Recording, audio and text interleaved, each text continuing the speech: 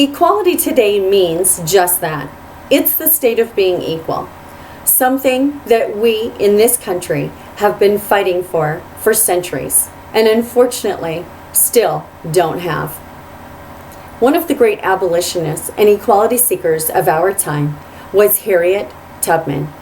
Born Armida Harriet Ross to enslaved parents, she was born a slave. She knew at a very young age that this was not right, and she knew she needed to be free. Proof of this was when she was a young adolescent, she went into town doing errands for her master. She encountered an enslaved man who was outside of his boundaries. His master tried to get Harriet to help him bind the slave. Harriet refused. That refusal had everlasting effects, as that master threw a brick and hit Harriet right in the side of the head, causing her physical harm and mental and spiritual changes. When Harriet was a young girl, she received vivid dreams that she believed were from God, telling her to seek freedom. And sometime in between 1844 and 1849, Harriet married a man named John Tubman. He was a free black man.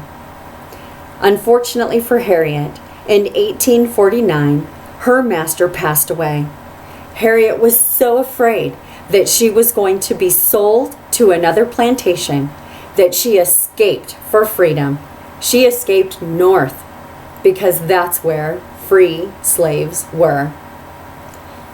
For Harriet, there was no turning back, but she did come back many times to help family members and other enslaved individuals to freedom. Harriet utilized abolitionists' homes, barns, and cellars. They were always very helpful.